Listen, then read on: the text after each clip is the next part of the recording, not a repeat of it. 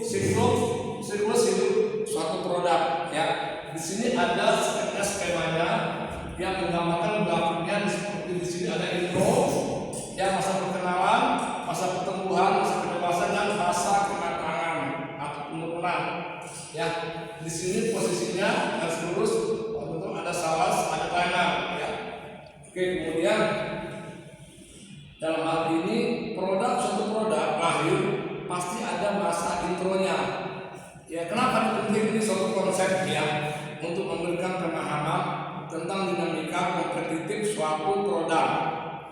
Kemudian dalam siklus ini ada 4 item tadi, itu perkenalan, pertumbuhan, kematangan dan penurunan.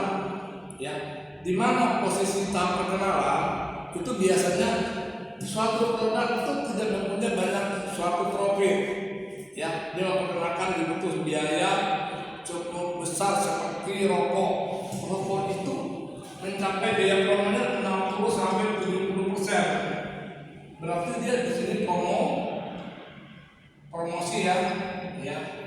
Dan promosi macam-macam ya. Jadi banyak terjadi, bikin bisa brosur, bisa seperti membaliho ya, mengenalkan suatu produk bahwa produk itu bagus ya. Berarti dia membutuhkan biaya sangat besar. Kemudian dengan dana besar berarti keuntungannya masih kecil, sedikit ya. Karena lagi strategi ini dilakukan bisa dengan cepat ya, artinya bisa dengan dari mulut, bisa lewat radio, bisa lewat brosur, atau mungkin lebih cepat lagi dari hal melalui media televisi atau mungkin media sosial ya.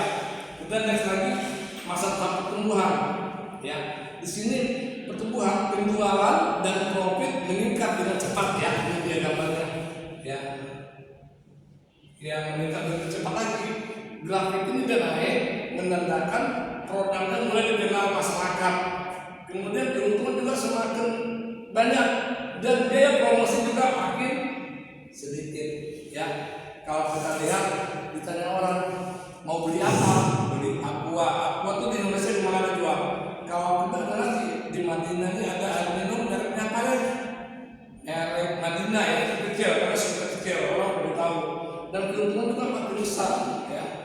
Kemudian masyarakat sudah mengenal barang tersebut, produk tersebut. Promosi tadi sudah mulai dikurangi, pesaing sudah mulai bisa dikalahkan ya. Kita harus lagi ya, strategi dilakukan bagaimana kualitas ini menambahkan keistimewaan. Biasanya satu produk ini ya kita anggap ada kemasan ya, packingnya, bagaimana menarik ke masyarakat. Kemudian dia masuk ke segmen baru ya. Kemudian ada lagi penurunan harga, dia melakukan ini dengan berbagai macam promo tadi ya. Oke, next lagi tahap kedewasaan. Pada tahap kedewasaan ya, ini seperti sudah mulai puncak ya. Di sini ada ya grafiknya. Lama mulai menampakkan penurunan tendensi nampak. Kenapa? Salah satu faktor persaingan kompetitif di pasar ya. Strategi ini dilakukan ya, bagaimana dengan produk yang kurang kuat, yang kurang bagus. Tidak semua produk itu selamanya bagus. Akibat faktor pesaing, faktor teknologi, itu orang mulai kurang mengenali barang tersebut ya. Kemudian bagaimana barang tersebut bisa dimodifikasi lebih dikenal masyarakat lagi. Kita lihat seperti rokok ya, Indomie ya. Bagaimana barang itu juga sih yang di Honda sepeda motor, yang itu kan cuma casingnya aja karena masyarakat udah mulai bosan penuh. Ya, kita lagi ada namanya tadi tahap penurunan atau decline ya. Yang di sini ya, ini kasihan ya, produk barang tersebut dipromosi segitu bagus, tapi masyarakat udah mulai jenuh dengan barang tersebut. Ya, kemudian apa yang dilakukan? Barang tersebut baik ya, kemudian meninggalkan sama sekali. Kalau barang tersebut nggak dikenal orang, itu kemarin otomatis dia dikurangi. Oke, terima kasih. Demikian udah singkat kita ini. Wassalamualaikum